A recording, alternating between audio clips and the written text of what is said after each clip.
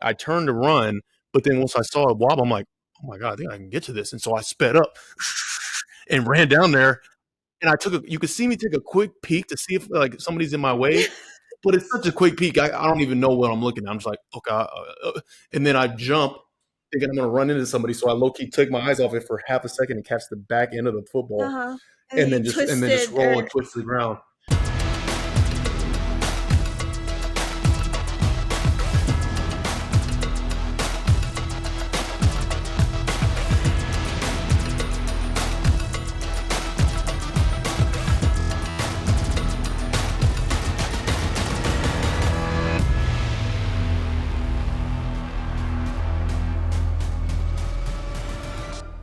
What's up, guys? Welcome to the Warner House, brought to you by 33rd Team. We are here on yet another Victory Monday / Tuesday. We're so excited. I feel like a broken record lately with all these wins, but we are, Let's not take it for granted. Wouldn't want it the other way. Let's not take it for granted. Yeah. Absolutely. That is so great. I mean, I talk about it all the time, like how much it takes just to win one game and how much goes into every single week. Yeah. And you said it, babe. We're on a roll. I mean, we're on a roll. I'm not going to say the how many in a row. We're on a roll, and we're doing great. We're doing all right. Feeling great. Yeah. We've got a little treat here. Last time Brad had an interception, we put the ball here, so his is Fred's interception ball. I think it just brings good juju, like good vibes. When we put it here, it just is instilling that aura to then get the next one. Yeah. And then the next one. Yeah. So every time we'll make sure to have a little treat here for when you do something great. We do something great every week, but thank you, honey. We'll get into that in a second. It's Tuesday. We've got a guest today. Later on, we're going to talk a little bit of football, a little bit of just like our week, and then we are going to bring on two very special guests that we're so excited for. I kind of teased it last week. If you guys listen every week, you know exactly who is here. If you follow us on socials, you know exactly who it is. But if you don't, then it'll be a nice little surprise for you if you are just now tuning in to the Warner House. So, yeah, let's just get right into it. Let's get right into the game. 49ers defeat the Seahawks 28-16. We are the first seed in the NFC after the Eagles lost to the Cowboys. How does that make you feel? Makes you feel pretty great. People have been talking about the 1 seed for a long time, and obviously we needed certain things to happen, go our way in order to obtain the 1 seed. But the thing about it is the playoffs don't start today, right? Like we have the 1 seed. That's amazing. Love that. We can control our destiny going from here on out. We win out, we'll have that 1 seed. But it's not the playoffs yet. Right. So we can't just rest and be like, okay, boom, we got the 1 seed secure. We good. How many more games do we have? We got 4 more games. 4 more games. That's a lot of games. There's a lot of ball left to be played, and we have some really big matchups coming up. We'll talk a little bit more about who we got coming up this week.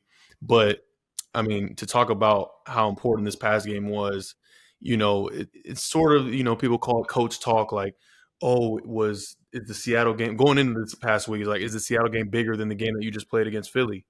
And it's like, yeah, it is bigger. Like, even though it's like, oh, that's just coach talk, man. That Philly game, you know how big that game was.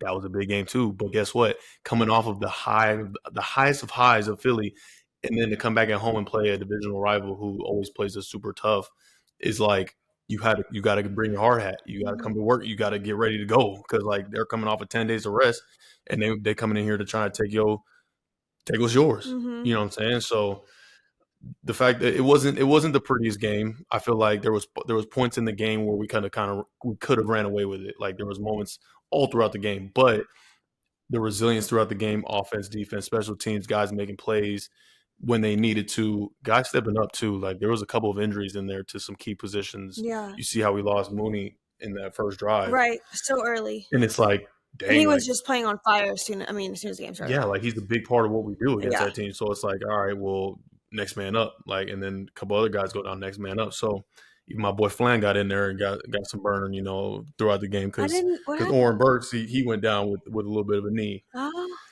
So guys stepping up and playing big minutes, that's kind of what's required this time of year. Yeah. It's a lot of, things happening. Guys get banged up. It's late in the year. It's a physical game. Guys get banged up. So it was a great dub. And let's see. The defense played decent, I'd say. We had 4 sacks, 2 interceptions, and allowed just 2 for 11 on third down. And we went into this game saying, you know what, we got to stop the run. That's always number one for us every single week we come out. And they had one of their great playmakers back that had been hurt, Walker, the running back. He's like one of the most dynamic backs in the league, and he came back, and you could see it right away. Like he had some crazy plays where he breaking a tackle, boom, reverse field, run 50 yards, and then the young rookie back, 2'6". It's okay. I'm blanking names today, but hey, he in there dicing it up too on a couple of them run plays, and it's like, dang, like we got to make sure we come with it. I mean, yeah, but they always come with it. We always know it's going to be a huge game, no matter the circumstance, no matter if we're winning, no matter if they're losing, whatever it is. Right. And then also their quarterback was out. Their starting quarterback was out. The biggest storyline going into the game is they don't got their starting quarterback. Huge. But so Geno Smith was out, and who took over for him was Drew Lock. And I don't know anything about him. Do you know much about him? Drew Lock, Missouri. Okay. SEC ball that you're familiar with. Love. It's been around the league a little bit. I think got drafted to the Broncos and has been with Seattle the last couple of years, and has been patiently waiting for his op, and he got it this past game. I mean, and he low-key kind of did his thing, for the majority of the game. Like, yeah, he had 2 interceptions, but at the same time, he kept him in that game all throughout the way and made some big-time throws. Pressure. He did good. I mean, what are you gonna do? And he has some good legs where he can move in and out of the pocket. Yeah, you can see he kind of escaped the pocket a couple of times. Made some. Those first 2 quarters, I was like, throws. Okay, this guy's all right, buddy. Like, hey, simmer down. All right, you're doing. I know you're trying to do your thing, but yeah. I mean, I've never slept on like any backup quarterbacks that come in and play. Like you saw what happened in Cleveland. They bring a guy up off practice squad, PJ Walker, and he comes in and obviously wins in the game that game. Mm-hmm. A couple years back, Colt McCoy, Arizona Cardinals, who obviously we're playing this week, but it'll be a different type of situation. But back then, Colt McCoy comes in, drops 30 bomb on our head, and they whoop us. You know what I'm saying? So like the backup quarterback thing, like that whole thing of like, oh yeah, their backups in, we're gonna get after. No, like I'm not with that no more. It's like you better come with it. Mm-hmm. It don't matter if it's a backup, if it's a starter, you got to come and execute at a high level to win the game. So give me, besides your interception, give me 2 plays in the game that when you think about it, like when you were watching your film last night, like in bed, that like make you smile or like get you excited about what happened yesterday. Oh boy! Besides the interception, even though do you want to include that as one? Yeah, of course the interception's big. Anytime the takeaway happens, and that's kind of like the seal of the game. Obviously, there was a lot that went into that play, but I think honestly, just the group as a whole, the way that we ran to the ball, it's like we talk about it every week, and I could sit here, I could try and like just pull up one clip of us doing it, but like it's constantly like every single play. That's what makes us different. Is us swarming the football every single play, and the D line especially. Like I'm gonna talk about players of the game in a second, but the D line, the way that they hunt to the ball, play in and play out, like yeah, they rotate for a reason because they're told that hey, you give us 4 hard plays is everything you got, and then you go get a break, and then you come back in fresh, and then you go get a break.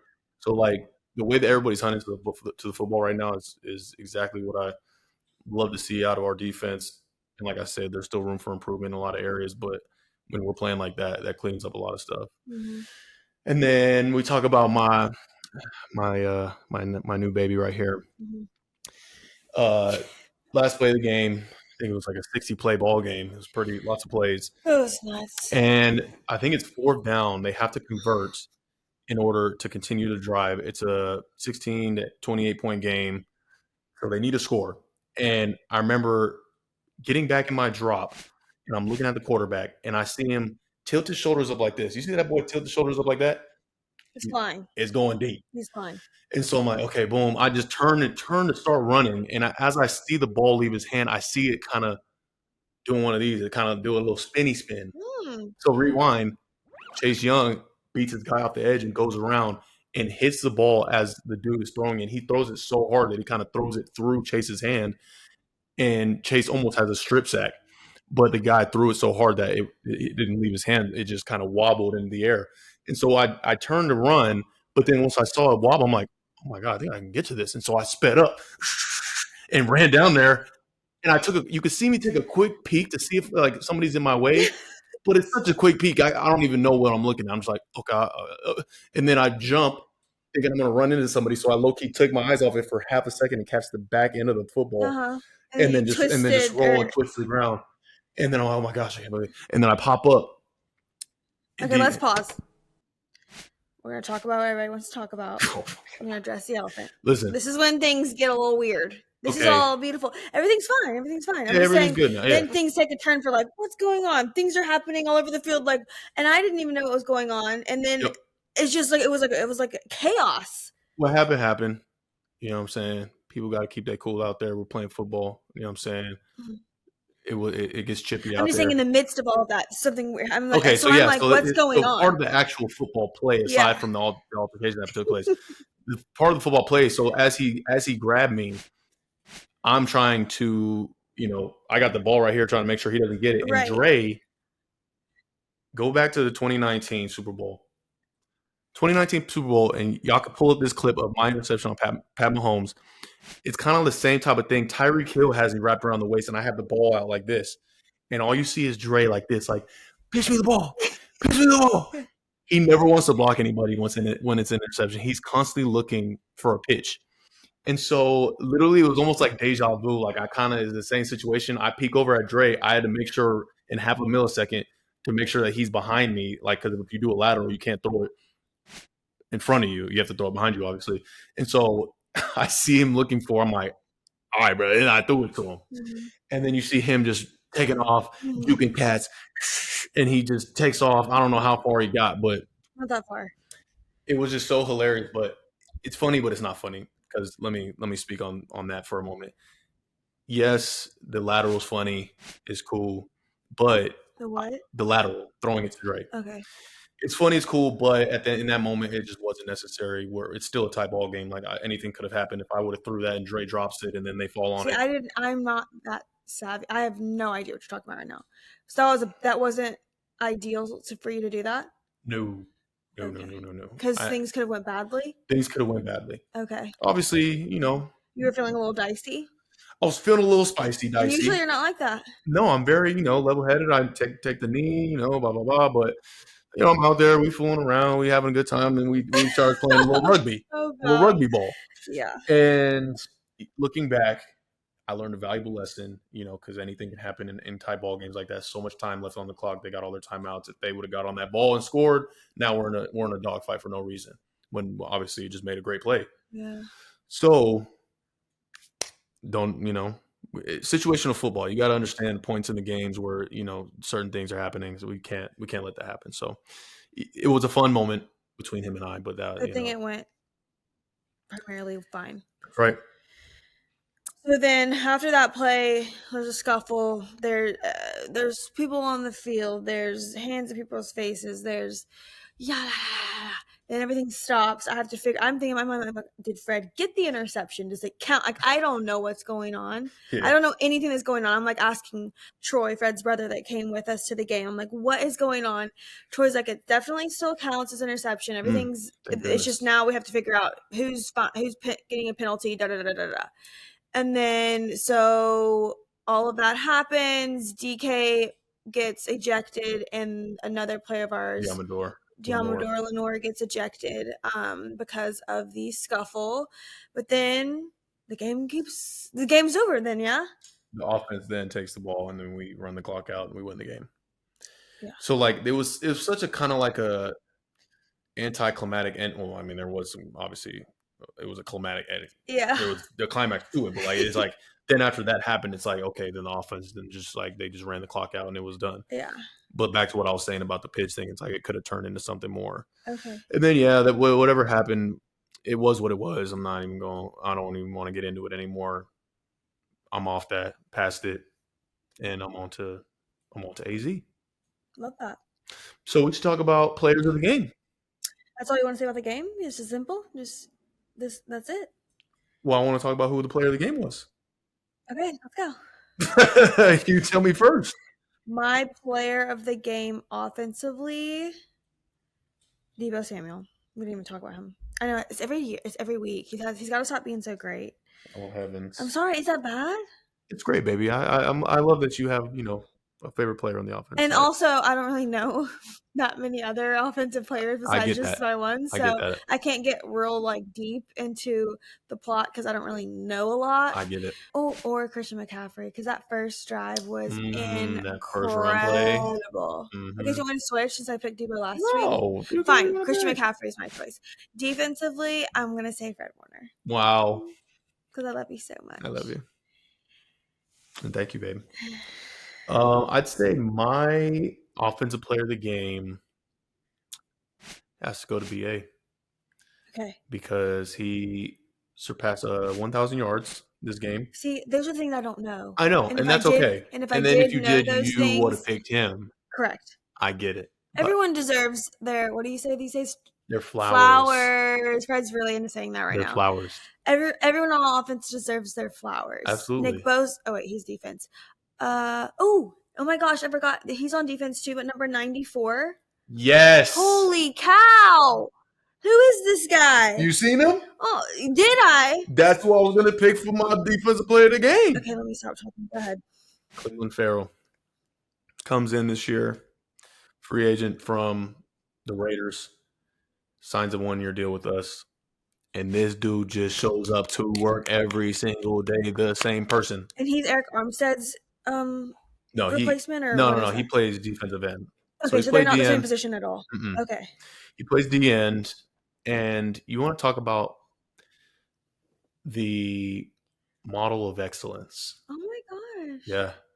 I don't know if I played with a guy who plays with as much effort as this guy does. In terms of running to the football, finishing. Well, boy, did it. Every single play, all year long. And I remember I have a story back in training camp. After practices, he would go and just run laps around the field.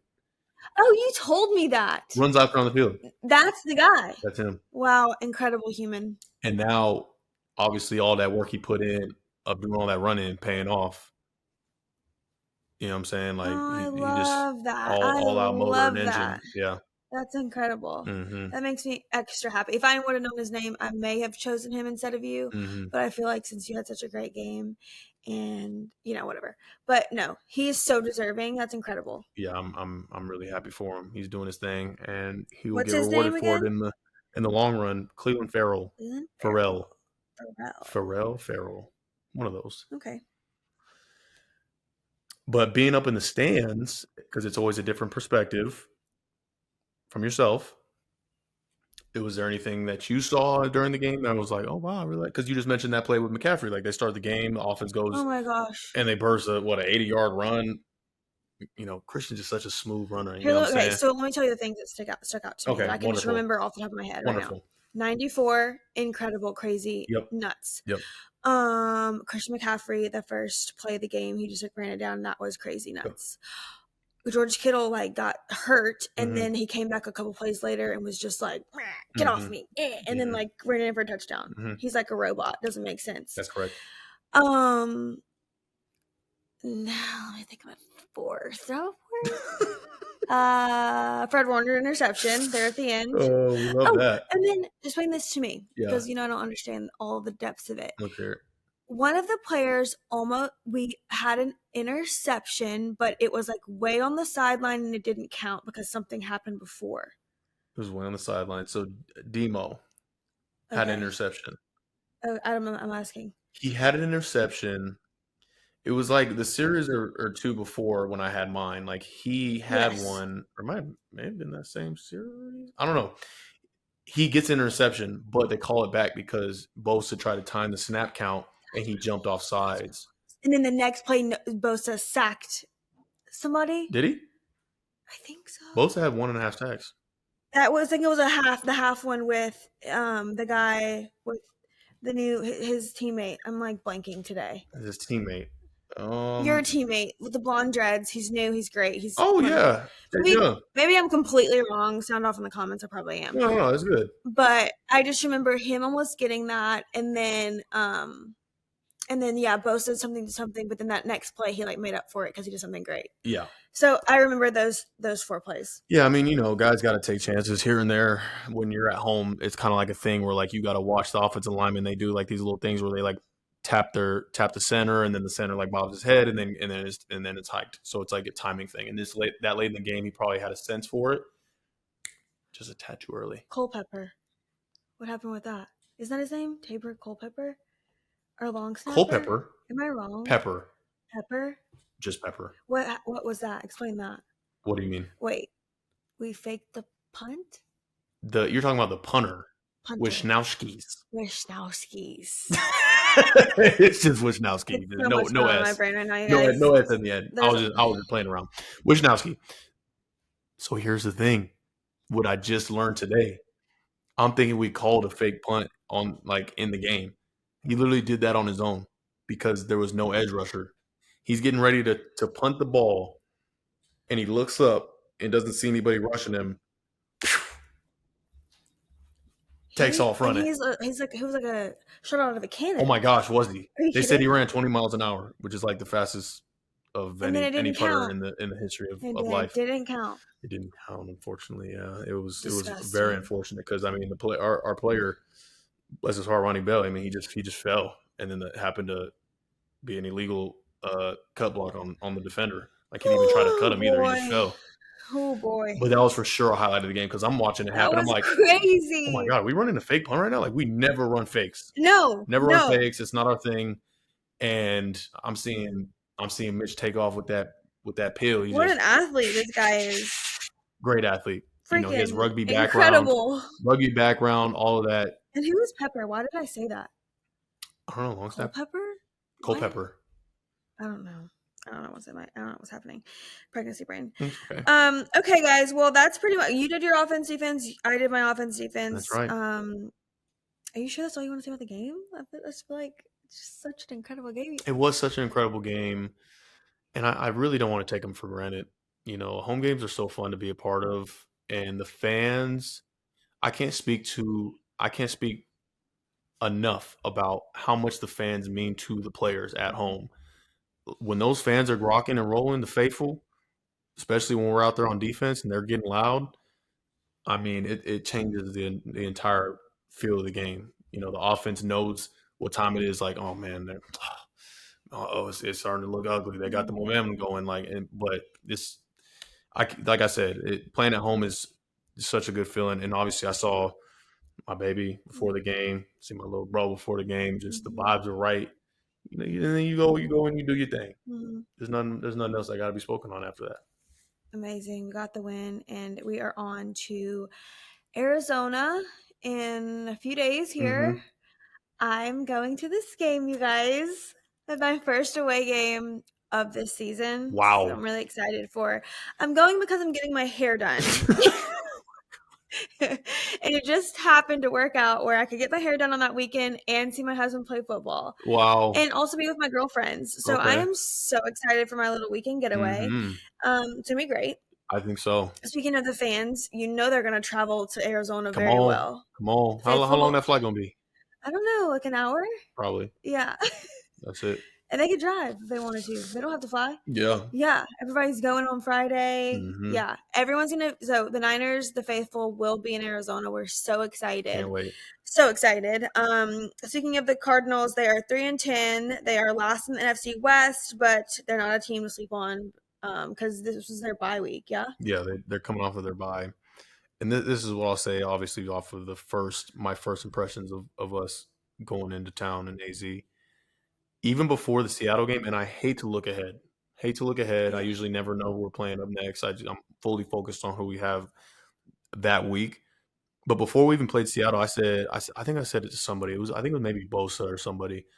I'm like, and the only reason I knew that we were playing the Cardinals after Seattle was because of like the whole bird thing. Like, oh, we're kind of going. Oh, bird I saw by that somebody say that, and I'm like, Eagles, Seahawks, Cardinals, Ravens. Like it's like the whole bird thing. Gotcha. And I'm like, that Cardinals game is gonna be like so big.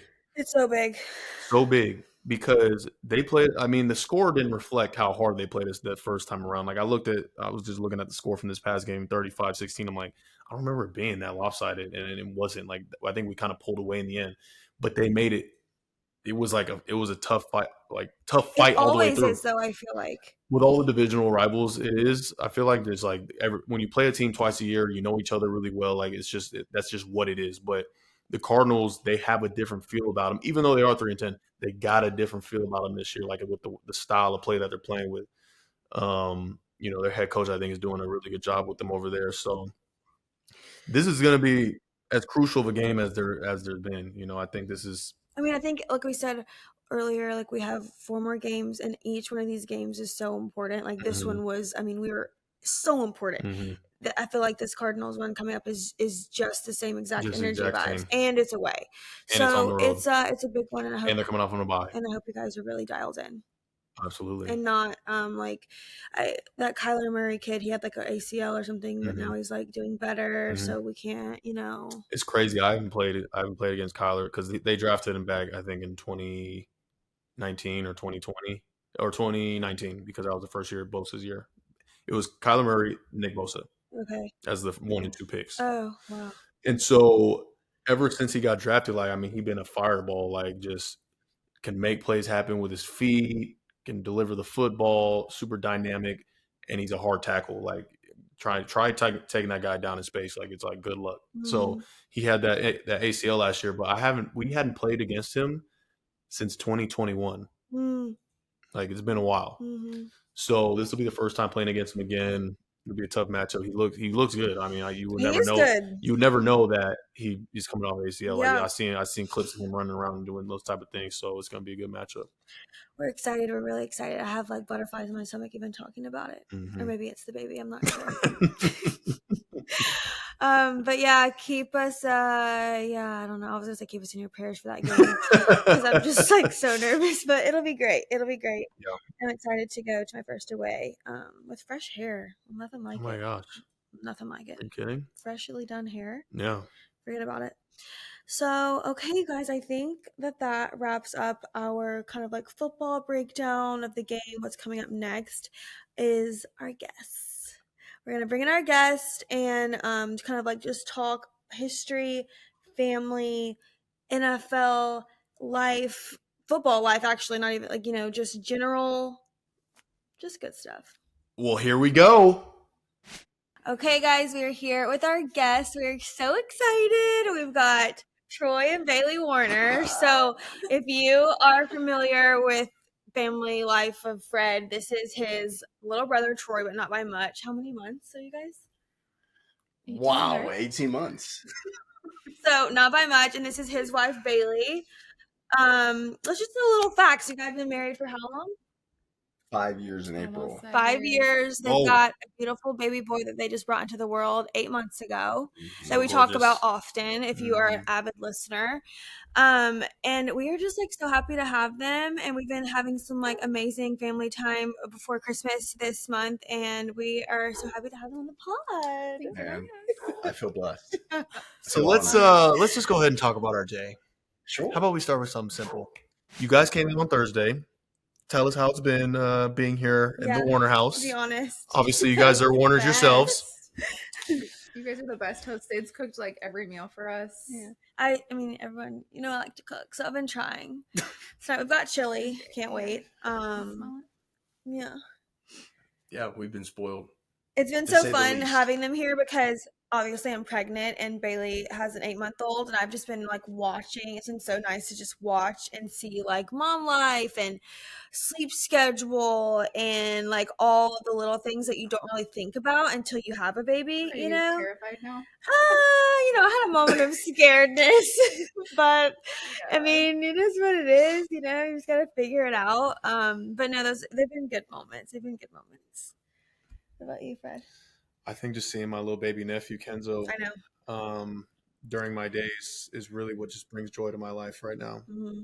It's not about me, I think you being here is a plus. Okay.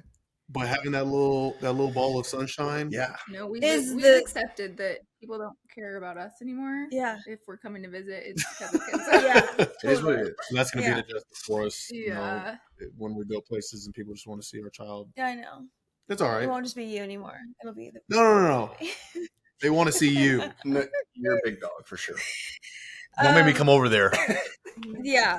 So, okay, to start off, what is like, Troy, do you have like a memorable like childhood story or just like maybe just something that like just let's talk about your bond for a second because Sure. I know personally, I'm sure Bailee can say this too. Like when I met Fred, I knew he had a little brother and yada yada yada, but I didn't know like the bond that these two had, like and how deep it is until like a little later on. But it's like What? It's an incredible bond, and it's something that is so special to see what they have. And like, of course, I just hope to have that like if my kids one day, like what they have, and it like literally makes me emotional. But like, do you guys have anything that like makes that you can talk on that? Yeah, I mean, because we're so close in age, I feel like we were able to experience like everything together. Whether it was middle school, high school level, like we played football together. We had basically the same friends, and so we spent a lot of time with each other. And we never. Okay, so I was gonna say that we never left the house, and we were just like gaming it up all the time. Like maybe I shouldn't say that. Yeah. No, That's your big be for memory. real. Be truthful. Yeah, no, I mean it's we were. Oh no, yeah, we were big gamers back in the day. Uh-huh. Yeah, I mean, big games was a big part of what we were doing. Yeah. We had a wonderful mother. Shout out, Mom. She's watching right now. Probably with our grandmother back at home. Mm-hmm. Mom, we love you. Love you. Meme, we love you. We love you. Yeah. Yeah, we've been locked in for forever.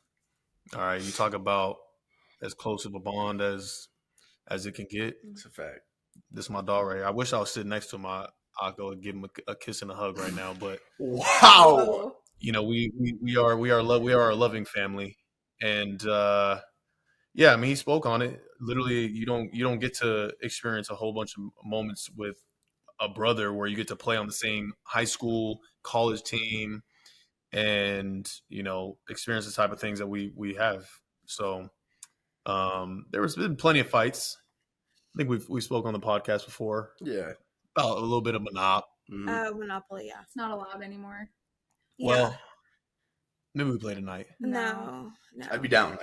Me too. Yeah. You guys can play. So what is it? Let's speak on that for a little bit. Okay. What is it about Monopoly that just gets you riled up for some reason?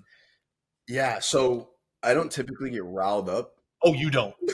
Here's the conditions. Okay, let's hear it. Right. Yep. When it comes to Monopoly, you're supposed to play with people that kind of have like a level of expertise, I see. right? Okay. They know how to negotiate, Got it. make good deals, Make good deals. logical thinking. Mm-hmm. Now, we happen to play with people who, don't have the experience. Name them. That? Yeah, who would that be? Sweetie. It's so much I'll have to harder. say, yeah, she's getting better. She's Okay, getting better. okay. But, that's one. We play, there's some other family members as well, little sister, Okay. mom, cousin. Sid, you're pretty good, right? I have no experience. Maybe Sid. Yeah. That is in there. Okay, so when that happens, you like to take advantage. Oh, Okay, and so Yeah. you make deals, and somehow they accept deals that shouldn't be accepted, okay. and it completely ruins the game. And then Wow. and then you like to just really just. One thing about Fred is that he likes to egg people on. Oh yeah, He likes oh, to yeah. poke. When he knows he's getting to someone, he loves a poke until there's an explosion. Uh-oh. And it- Is and that then- pretty every time. relevant? Oh, that to- happens every time. Is that relevant to the times? Yesterday, First time we maybe met you Sid, maybe you poked somebody and they Oh, reacted. I see. Who knows? Who knows? We'll let the people decide. Okay. Yeah. But yeah, no. You guys in Monopoly is wild. I've never seen anything like it. I don't understand it. I'll never Yeah. understand it. Yeah. And it's just a game that we try to keep out of the house.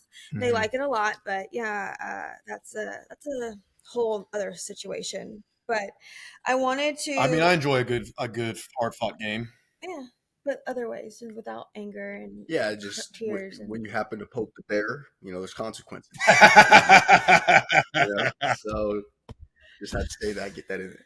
Yeah, growing up, usually had to have some sort of, shoe or something to really. I mean, really make it even. There's definitely a size difference, and while I could do it the hard way, put real paws on you. Okay. Instead, I go for the weapon. It just makes sense. You know what I mean? Okay, we need to switch subject before Mom. She watching right now. She goes start getting upset. We don't need that. I'm sorry, Mom. I didn't. He started. Okay. But I think it's important that we talk about just kind of like y'all's history, because this is a football podcast. So, and you guys both play football. It's a family Warner House family/football Warner House, right? Yeah. And so you guys played. Just kind of talk a little bit about like your high school history, your college history. They both played together. I'll just let you kind of get into that. Yeah, Troy, go ahead. And then where your guys' separate stories went. Go ahead and tell the people. First of all, positions you played, numbers that you've worn. Really? Yeah, we have to go there. I would love to. Yeah, because he's worn a lot of different football numbers over his years. Let's go with the main high school number, the main college number, and then the main 3 main professional. I can do. We just want to hear your football. We want to hear from you. We'll do it the light way. Okay. So where am I starting? High school, where you guys started playing football together. Or no, you guys started in Pop Warner. Yeah, I mean, Pop Warner is Pop Warner. We played in San Marcos. And then the next time we played high school level. So I was a sophomore. I think the first time I got position. That's right. See, that's where I asked you. I know. Go, just tell them what you play. Okay. So I play defensive back, safety, corner. In high school, I played a little bit of receiver, so I got some talent there. You're just a multifaceted, just to do it all. Yeah. Do it all. And then you want me to touch on my numbers. So wait, but in high school, which position did you primarily play? So in high school, I was a receiver and a corner. And then BYU, I played corner and safety. And how long did you guys play together at BYU? We played 2 years together, but I got injured in my second year. Was out for the season, probably halfway through. To pick up your life story there, like your football life story there, where that year, because I don't know much about that. Yeah. So you got hurt, and then just kind of. So we're going in second year. Having the time of our lives is what it seemed like. We're trying to cherish every last moment playing together and whatnot. And I can remember the exact game, and it was very vivid. Mm-hmm. We were playing Eastern Carolina, and we probably weren't even through the first quarter. And I was doing a routine back pedal, and then went to plant, and just felt pop in my foot. I'm thinking, I'm not sure what happened. I was in the game, yes. Yeah, and I don't even know if you noticed right away. No, I didn't notice. It was on the backside of the play. You were completely away from the ball. So I'm laying there on the ground, and I'm in shock, and I'm just like, dude, my foot feels dislocated. And I remember you coming over and like, are you good? Like, what's going on? And I'm like, bro, my foot is like, there's something wrong with my foot. Mm-hmm. And so that's when the trainers came over. We talked about that a little bit, and then obviously they helped me off the field, and then they took me out on a cart. And that's when I got, an x-ray done. And they had hinted at the injury that I potentially had, but they didn't tell me. So I had to get MRI, obviously, further, evaluation and all that. But I ended up having a torn Lis franc, which some people don't know about, but it's essentially, the major ligament in the middle of your foot. And when I had done it, my trainer was telling me that, he thinks it's the worst injury you could sustain, worse than, an ACL or an Achilles, or just because, it's your foot is what's bearing your entire body. So, the recovery on that was substantial. Did you have to get surgery? Yep. Got surgery, got 3 different surgeries. So the first one was obviously to repair, and then put in a plate and screws. Second one, I got the plate removed. No, the screws removed, sorry. And then tried to play the next season off of that. So they left the plate in. took out the screws Okay. because they said that the plate would be fine in. But so I tried to play that next season on it, and every time I would practice or play after practice or after a game, I literally couldn't walk. Like it was that painful. And so I'm like, something's not right. Like I don't know what's going on. And I had knew that he left that my surgeon left the plate in, and he said it was fine. But it just so happened in my case, it was causing a lot of inflammation and just like completely throwing my foot off. And I didn't play well that season either. And I would probably say that's a big reason why, just because I wasn't really healthy. But my mind and my heart wanted to play so bad. And then after that season, I ended up getting that plate removed. And I just said, I'm going to take a year off. And so I ended up redshirting just to take that whole year to get healthy and strong and ready to go. And then played my final season, which was the COVID year. Wow. Yeah, it was terrible. And you left the year prior to his COVID year? No, I was gone after that year that he tore his Liz Frank. That was my senior year. Redshirt year. So Fred you got drafted that year that he got hurt. That following year, yeah. So we played that season where he got hurt was in 2017. And then after that season ended, going into 2018 is when I got drafted, and then that was my first season with the Niners. And and then you go on to play your redshirt year. That was when he sat out. Okay. Yep. The next year was redshirt. And then so pick up your last year with BYU then. Pick up there. Yeah. So I mean, I probably had the best offseason of my life just because all the work and time that I put in, and then going into the season, I felt super confident, and obviously started all my games, played safety, strong and free safety, had a really good year. It was just weird because our whole schedule was thrown off. The initial schedule we were supposed to play got completely changed, and then we had no fans, and pro day was different. The whole process, I mean, was just, as anyone knows, was just crazy. And so, yeah, after that, pro day came up. So after my senior year, I signed with an agent. Me and Fred, got the same agent. I went and trained at Proactive. That's where Fred used to. That's where Fred used to train. Yeah, that's where all the people who signed with our agency train in Orange County. Yeah.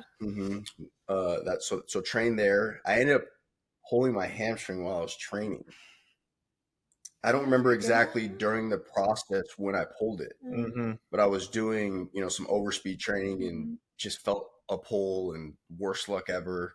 So I'm like grinding. It was just 3 weeks before pro day. Yeah. I mean, it was so close to pro day, and they're like, to think that you can, do pro day 3 weeks later, I don't know if you're going to be able to do it. So I'm like, I'm literally doing everything that I possibly can. And you didn't go to the combine? I did not go to the combine. Yeah. So this is pro day is your only shot. That's showing the scouts what you got. Yeah.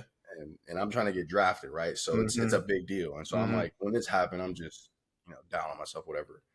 But I'm like, I'm going to do everything I possibly can to try and come back and, at least participate. So I ended up doing a pretty good job recovering, and I was planning on doing everything. And so, pro day comes, and okay, take us back. We're all there. We're all there. Pro day, Provo, Utah. Yeah. Indoor stadium. Go ahead. Great. So pro day comes around, and I'm warming up. We got the bench coming up first, so I'm getting pumped. I got my headset on. I'm listening to whatever, like doing some push-ups, trying to warm up my body and whatnot. I'm sick. I'm nervous at the same time though. Like I am nervous because it's crazy biggest day of my life. Yeah. And they call my name, right? Come up to the bench, and so I'm ready to go. Boom, get underneath the bar.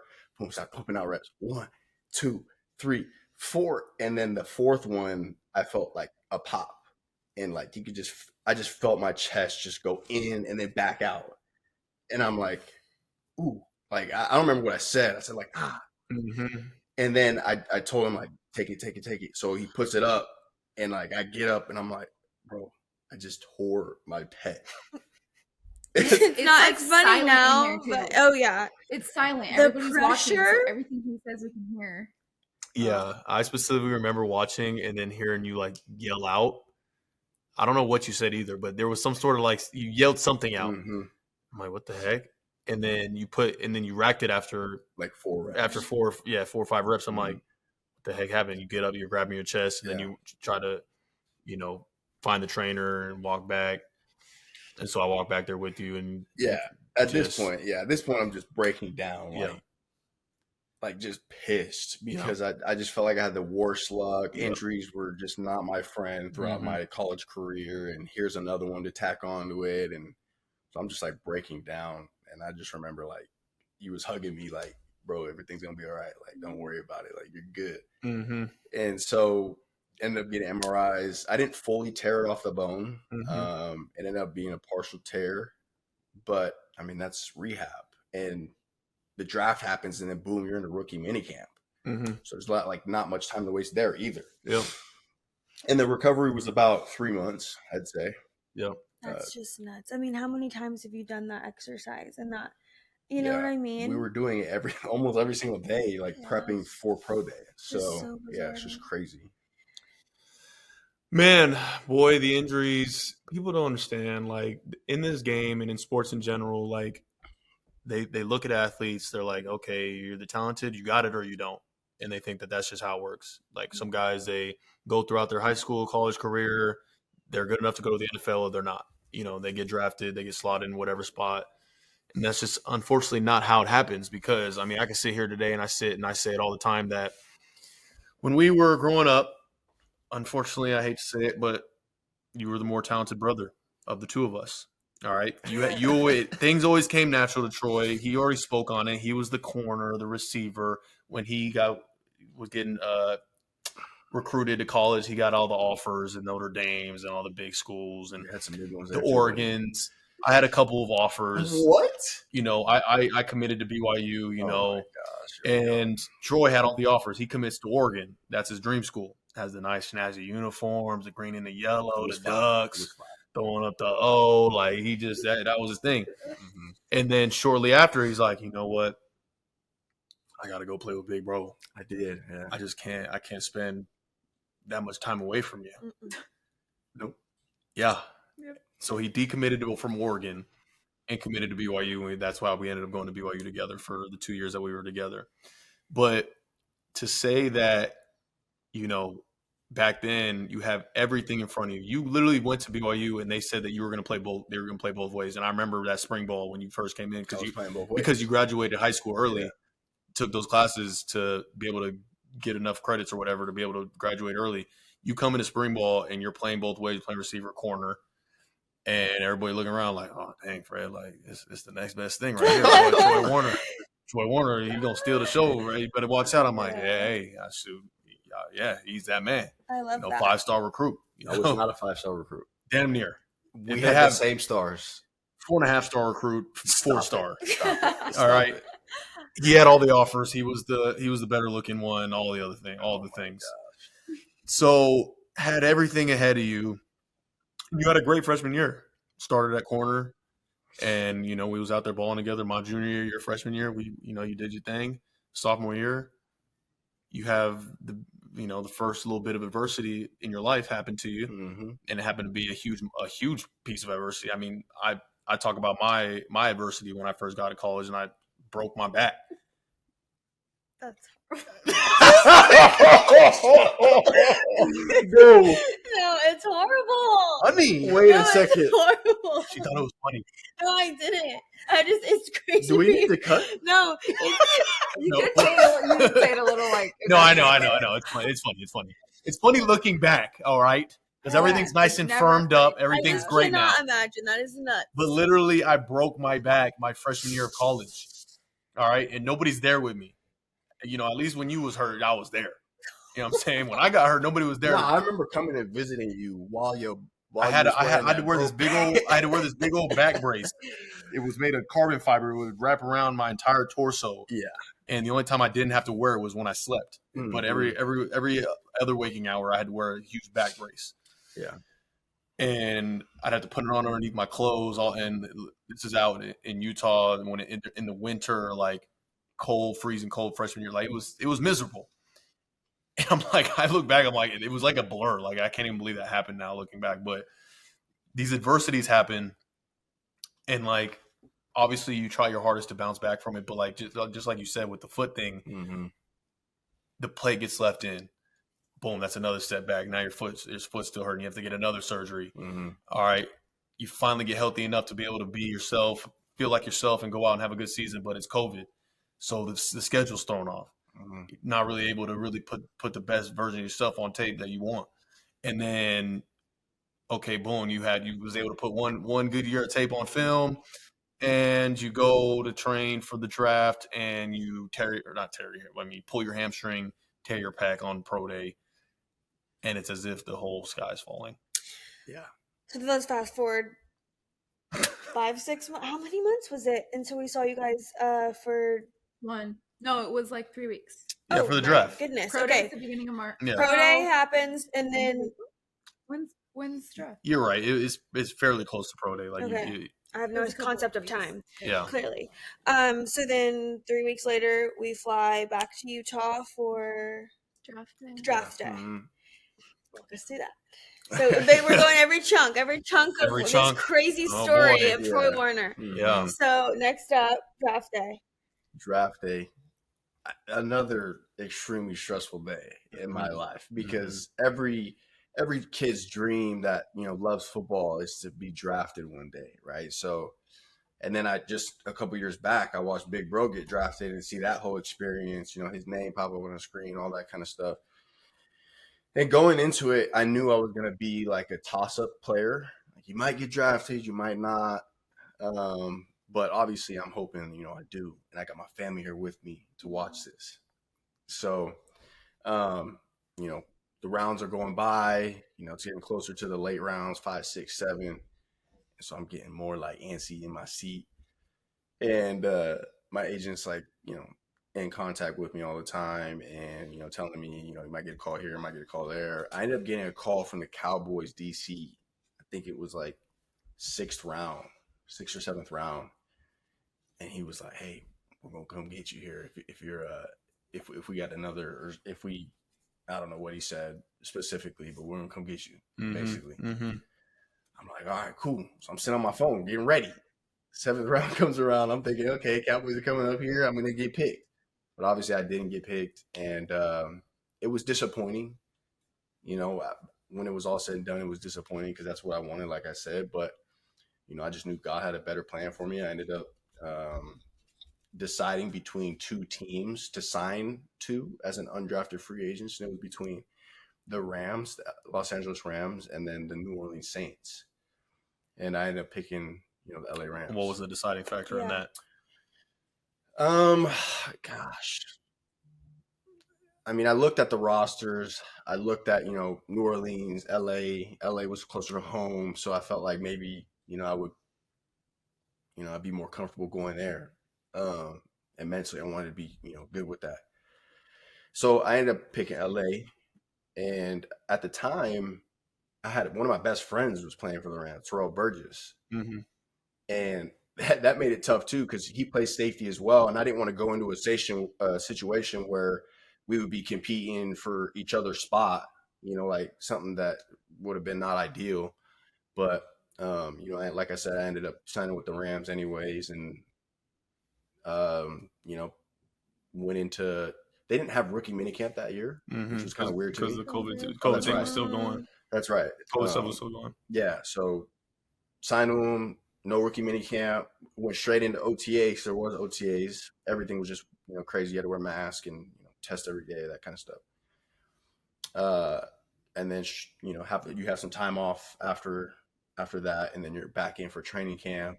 And training camp was just a whirlwind, just so much work, and like it's not even close to what it's like in college anymore. Because in college you're not fighting for like your livelihood. You can just kind of go out there and play. But when it comes to NFL, like that's your job. That's how you put food on the table. And so there's another level of stress that occurs like when you're going through it. Especially as an undrafted free agent. Especially as an undrafted nothing's free given agent. to you. Yeah. And I don't know. It might have been you that I was talking to about how hard it is to make it as on the team as, an undrafted guy. And so that's all going through my head. But, I'm just trying to take it one day at a time. And, I was highlighted as one of those players by the Rams throughout the entire training camp. And so I'm thinking, okay, I'm on camera now too. Like, got to be on my P's and Q's kind of thing. And then preseason came, played every preseason game.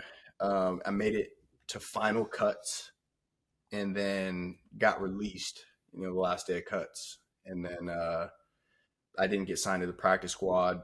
I was packing up in my car, driving back home to Utah because that's where I live now, right? And it was like not even 48 hours later, I get a call from the Tampa Bay Buccaneers, and they're like, "Hey, we're signing you to the practice squad." So, and my agent was like, "We need to get you out on the next flight." And it was like, it was less than an hour we were in the car. Yeah, that's exciting though, kind of. That's fun. I of course, you take. I kind of like that's like fun to think about, like us like doing something like that, like being like, okay, pick up everything, let's go. Like it's just like such a special thing. The first time it's fun. Oh. And exciting. Obviously, you're so excited for them that they're getting an opportunity, but then, we can get into that later. But it's this was very exciting. Exciting, new, fresh, fun, new experience, new opportunity. So excited. You've got good perspective. But doing that multiple times, I'm sure it becomes annoying, daunting, and you don't, like, what now? Totally.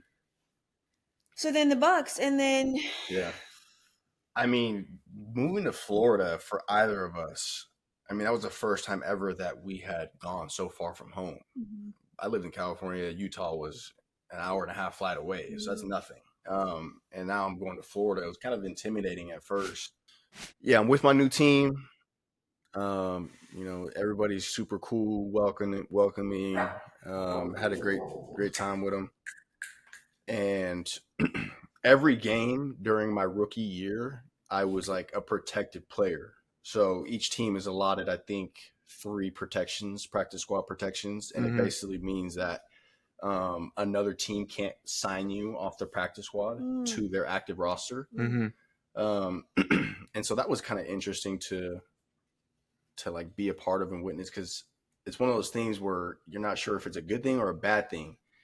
Because obviously if another team is wanting to sign you off the practice squad, you're on the active roster and now you're actually playing. So in a way, I'm like, why are you protecting me? Like, let me get swooped up kind of thing. But it also means that they believe in you and want to develop you in order to, because they see a future with you. Which was my next point too. Like the conversations that I was having with those guys were like, hey, we see a lot. We see a future in you. And so, that's kind of why we're protecting you kind of thing. We had a great year that year. Was playing with Tom Brady and Mike Evans and Antonio Brown, and I'm just sitting there like in awe that I get to play with some of the GOATs. Tom Brady, like I grew up watching him. How was that? It was amazing. Did you chop him up a little bit? So I chopped him up a little bit here and there. Yeah. But the coolest thing about him is he's truly like a humble human being. I'm a practice squad player. Yeah. Don't got a name in anything, but he knew my name. Like when I was walking down the hallways, he knew. He would call me by my name. He wasn't, just faking it. Yeah. Like, what's up, dude? Like acting like he knew it, but really didn't. And that was cool to me, because someone like him with that kind of prestige and Hall of Fame or best quarterback all time. Right. I was impressed. That's awesome. And then you got the other guys that are just big time players, guarding Rob Gronkowski in practice. Yeah, it was a dream. And like looking back, in the moment you're not really thinking about it like that, because you're another teammate, you're another guy. But it was a super cool experience. And so what ended up happening with the Bucs? So that season ended, and then I trained, all season, OTAs, training camp, going into training camp. Towards the end of it, I ended up, hurting my groin. And at this point, I'm like second string free safety on the roster, and so, hurt my groin. I'm out of practice for a week. And that's when you start to see kind of the brutal reality of sports. Of football, of the NFL. The NFL. Like it just so happens to be like a business, has a business side of it. And I got quickly demoted, and then I was rehabbing, and when I came back, I was at the bottom of the depth chart, and I'm not getting any reps, even in practice. And before I was. And so I'm like, what is going on? Like, how is this possible? And you get to a point, during that process where you're like, okay, cuts happen, certain guys are on the block, and I knew I was. Mm-hmm. And obviously that plays mind games on you all the time because you want so bad not to, and you're working your tail off, but it's too late. Like, and so after the second preseason game, I ended up getting released. Yep. And so at that point, I'm just like so down. I remember calling you, I'm crying, like, I can't do this anymore. Like, it's just, it doesn't feel fun anymore, all that kind of stuff. And, you were telling me, like, bro, stay in it. Yeah, I mean, it's so hard, obviously, as the big brother to, like, see little bro going through the fire. Mm-hmm. I'm here. I've been in the league. That was probably going in my fourth year, or that was my fourth year. Or was it last year? It wasn't last year. No, I think it was your third year. My fourth. Was it? I think it was fourth year. Yeah. Oh, okay. 2 years ago. Okay. 2 years ago. I'm in my fourth year, going in my fourth year, and like obviously I've seen the business. Like I know how it goes now. Like I've been through kind of like a full 4 years where you see a whole new crop of people like came and went, and I see how it is for every year that I've been there. All the undrafted guys that come in and they try to earn a spot, and like practice squad players who are just fighting and clawing just to try to make it. And so, like, when you're literally there and you see it every single day and how hard it is for them cats, and then to know that obviously you're going through that, trying to do it. Because, I mean, I was a third-round draft pick, like, and how it goes in the NFL is, like, if you get drafted, especially if you get a high draft pick, like, in the third round, they have some sort of investment in you. So, like, hey, guess what? You can mess up. You can get hurt. They have an actual, like, investment. We paid you this amount of money. We believe in you. We're going to see it through. Right. All right, regardless. Like, you're going to get some chances here. Undrafted free agent, there's no investment there. They might have gave you a couple, here's a couple $1,000 just to kind of get you your food and pay for your housing. But they have no investment in you. So, like, you're literally having to prove to them every single day why you deserve to be there.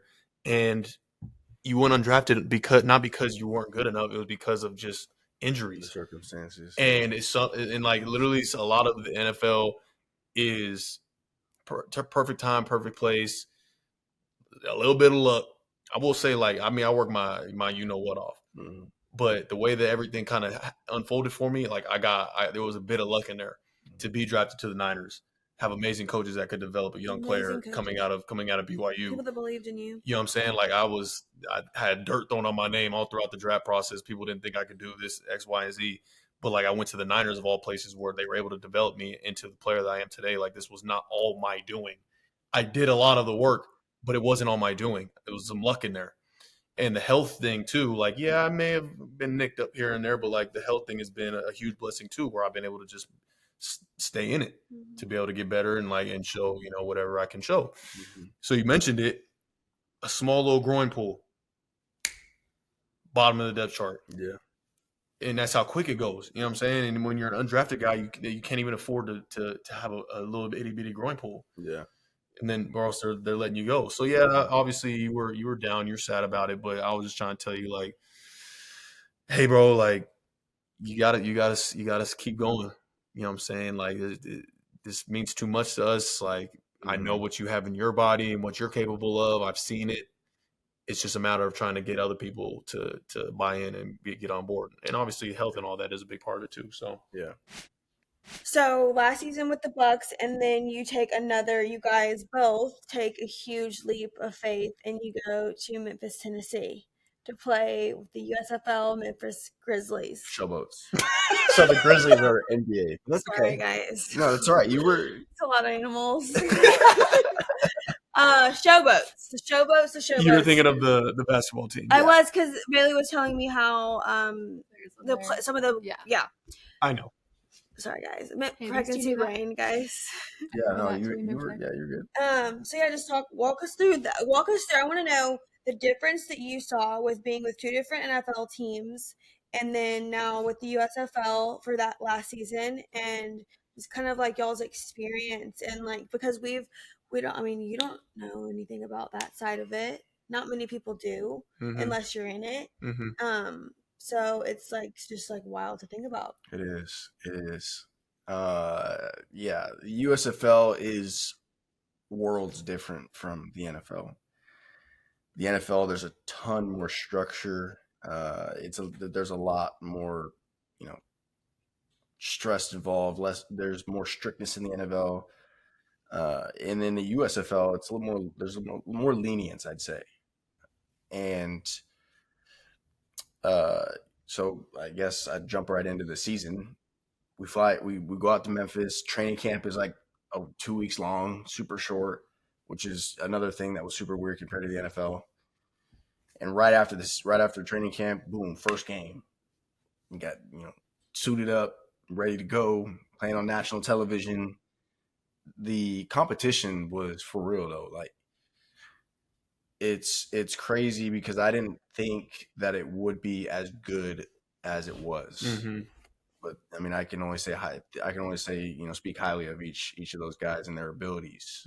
It just so happens that they're like me, and one way or another, they didn't make it into the NFL, and they're trying to get back in. But I can say without a doubt that the team that I was on, like I don't think I ever had been a part of a team that had more like camaraderie and love for one another, and that was super cool to see. And it makes sense, right? Because we're all fighting for the same That's thing. what I was gonna say. We all want the same thing for each other. If one guy to do good, the next guy to do good, so that we can all get signed to a team. Totally. So like my team, we were tight knit, and it was super cool. Because I mean, I definitely didn't think it was going to be that way.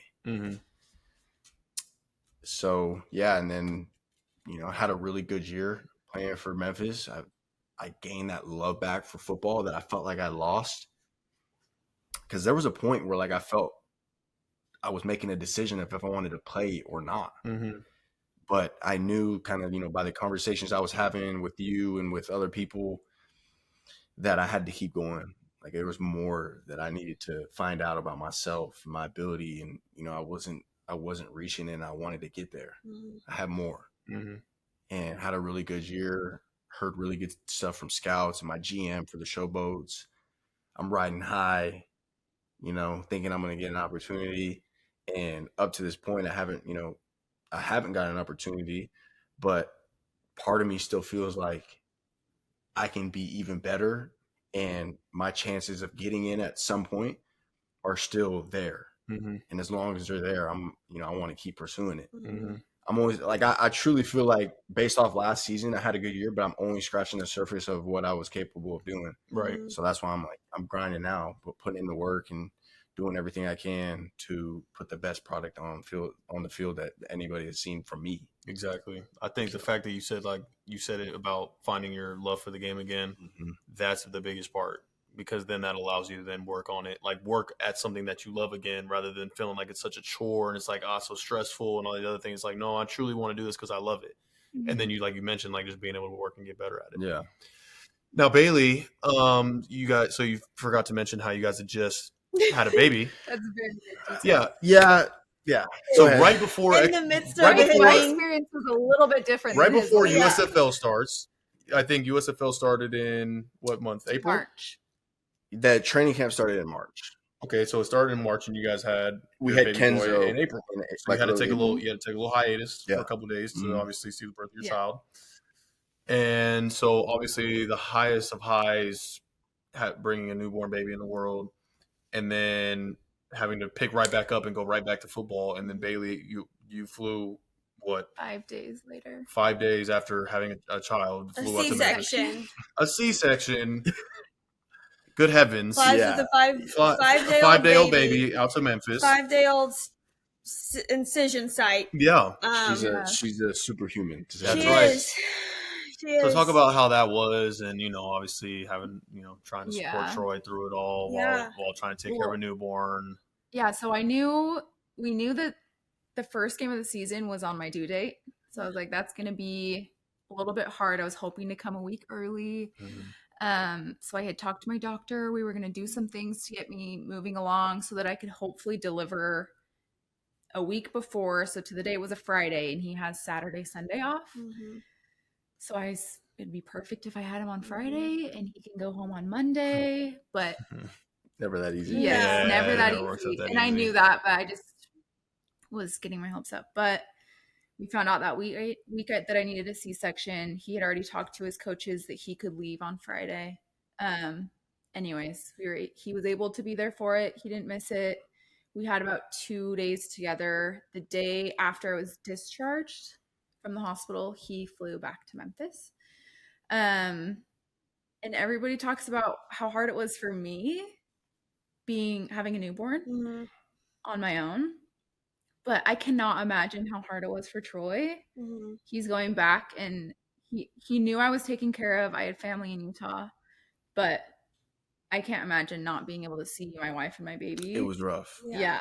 Like the best. Yeah, it was like seeing my child born was like the best feeling. It's indescribable. I can't even put it into words. And like to think that I have to leave him 2 days later. Yeah. I was not happy about it. I'm thinking I'm staying here. I don't care what's going on with over there. Yeah. But I was gonna ask, because you had such an incredible season with the showboats, and I was gonna ask, do you? Of course, you have that grind and that grit of like, I'm trying to get out of here, like I'm trying to go where I belong, which is in the NFL. But do you think like having Bailee and like Kenzo gave you like any kind of just like more like grit of wanting to just like, Yeah. Like, so I mean, that's definitely something I wanted to touch on. Like, it's one thing to do it, for my wife, but it's another thing to do it for your firstborn child. He comes out the womb and life has a whole new purpose, and you're firsthand experiencing every day God's love. Like it's that strong. Yeah. And of course it's going to light a fire underneath me going into this season, because not only am I trying to, put my family in the best position possible financially, but, I'm a dad now, and like I want to put something on the field that he can be proud of one day if you go back and watch the tape. You know what I mean? Yeah. And so, Yeah. Go back and watch the tape. Funny what y'all think. I mean, you never know. I might. It might still have the tape, and we go back and watch it. Of course. So they're talking about the term "watch the tape," like the term. It's just so funny seeing little Kenzo, little Butterball, and then like to know, and 15 year, I don't even know, X amount of years, you're going to be sitting there with him. If he likes football, let's say he does, like you're talking to him about all the stuff that you went through, like what to do, what not to do, if he wants to follow your footsteps, like it's crazy. Yeah. And that's another thing too, is, Kenzo's going to go through a lot of, trials in his life.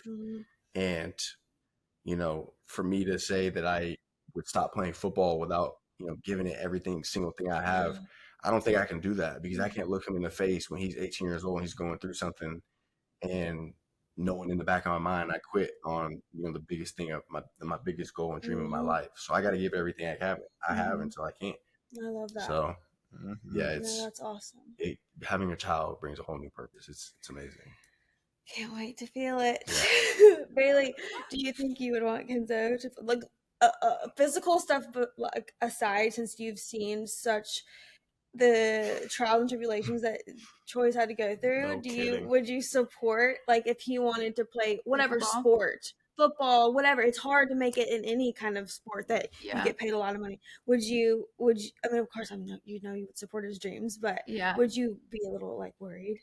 I mean, obviously I already think about things that he will probably go through and whatever, stuff like that. Yeah. But whatever he wants. I mean, it's the same thing with Troy. If you want to put your mind to it and you love it, then do it. I know. Yeah, people always ask me like, "Are your kids gonna play football? Of course. You gonna let him play football? I know. You gonna let him play football?" And I'm just in the back of my mind like, how about baseball? $700 million. A little more money. Yeah. Gosh, I'd love to have $700 million. Totally. Yeah. So Little League immediately. If that's his dream, then I'll support it for sure. Mm-hmm. Yeah. So what's next on the docket for you? I know what's next. What are your plans next for football? So the USFL, XFL just became a new league. Mm-hmm. I believe the name is the UFL, the United Football League. And the details have yet to be released, which is frustrating because we've been all just sitting in limbo, not knowing any information for I don't know how long. Hopefully they come out soon. Yeah. But the plan is to go play in that season, make a statement, and just make it really clear that I'm capable of playing in the NFL. Yeah. So that's the goal on the plan right now. That sounds like a great plan to me. Yeah. No, I'm so excited, and wherever it is, it may be in the South, and if you guys, I'm from the South, so I'm so excited. If it worked out perfect, it worked. Summer, I think, and I think it will again. Regardless, I think it'll work out the way it's supposed to. And I love a reason to go to the South. So selfishly, I'm like, please go. Yeah. So we're excited, you guys. We're excited for the What is it? It's the UFL. I hate all these. I know. It's so hard. Memphis Grizzlies, the spring league, Showboat, whatever it is. I know. UFL, I can't get my mind and words together. XFL. I know. There's a lot of FLs. Are you? What? All right. Hey, tighten up. Okay, let's bring it in. We're almost done, guys. That's enough. We're done with football talk, you guys. Like, you got to know Troy and his story, his incredible story. Of course, you know Fred's story if you're listening to this, but it's good to know a whole different side of this football life that we are not savvy on, and we know some people that are very close that we love very much that have gone through crazy trials and tribulations of what is not always shown, which is nuts. But I'm so excited for you guys and your next season coming up. I feel like we're going to be sitting here next year and we're going to be talking about other great things. So I'm excited. Sure. I'm excited. Do you want to jump into our fan questions? I think so. Okay. So I'll start off. From @BlendCedo says, for Sydney, what is your craziest pregnancy food craving you've had so far? For Fred, can we get you and the boys to pull up to a game all in some retro Niner gear, starter jackets, and everything? Pull up looking like the baddest mofos on the planet. Whoa. Wowies. Wow. It's a bigger question. Oh my goodness. Okay. Starting off, me and Bailee are going to answer both of ours, because she was pregnant 8 months ago. Yeah. So Bailee, what was your craziest food craving that you would have? Plain rice cakes. Oh yeah. It's not crazy, but it was probably the last 10 weeks of my pregnancy. Yeah. It's the pica. I just wanted to you want to lick rocks. So what's pica? It's just it's a hormonal thing. Yeah. And it makes you want to eat dirt or lick rocks or Love something. That. It's the mineral deficiency too. Yeah. So instead of licking rocks, I would have plain rice or plain rice cakes because it just tasted plain, or chomp ice. That's what a lot of people do when they're pregnant. I haven't experienced that so far. I think my biggest craving so far would be nachos, I would say. Right? Nachos? Wouldn't you? And Dr. Pepper. What's so funny? What? Because Bailee's is rice cakes and mine's nachos and Dr. Pepper. Baby, yours are great. No. No, that's not why. I'm not saying activity of other stuff, but why are you laughing? Because Fred just looked at me a little different. What did I do? I don't know. Never mind, we're good. It's all right. Okay, and then the second half of that question is, Fred, are you going to pull up with all the gear or what? We'll take a look. All right. We got some things on deck for what we're going to be wearing the next couple of weeks. So we'll see if we can slide that in there for one of these big games. Maybe the Christmas game. Yeah, maybe. Come out decked out in Niner gear. Yeah. Looking like some bad mofos. Yeah. Okay, next questions you got. You're going to be there? I might have to. Hop on the PJ. And then at AdamUT6UC, what is your favorite part of Christmas / favorite Christmas memory? Go Niners. Also, that's it. Go Niners. Okay, what's y'all's favorite Christmas memory from Laura Warner's house in San Marcos? Wow. There were a couple years, I think, where we would try and we always knew where Mom was hiding the presents. At this point, we know who Santa is. All right. It's not a secret. Mute your kids' ears. Oh my goodness gracious! Wow, this is Where great. would you hide them? Okay, so they're just in the bedroom and they ain't hard to find. Yeah. Might be under a little blanket or something. Yeah, a little blanket closet. You She know? wasn't trying to hide them. No, and so I think me and you would kind of go and sneak in there, I think mostly you. and maybe it was mostly me, Sounds but Yeah. about right. but then try and see what we have. Every year we pretty much would get like the newest edition of the Xbox or Wow. PS4 or something Every like year that. upgrade. And mom and she was buying 2 of them because there was no way that we were going to be sharing playing games. Yeah, these That's kids crazy. loved a game. Yeah. Loved a video game. Yeah, so I'd say probably the best memory is open up gifts like those because we loved it so much But back what then. would your reaction be if you already saw it and your mom? We probably, I'd probably open it up and just Whoa! One of those. yeah. Same thing. Yeah. So Troy would be like, "Okay, let's get a mom's room and get all of our stuff," and you'd be like, "All right, let's go." Yeah. Something like that, Yeah, right? something like that. Yeah. Yeah. My favorite part of Christmas, yeah, I mean, obviously growing up, the gifts are the fun part when you're a child. Yeah.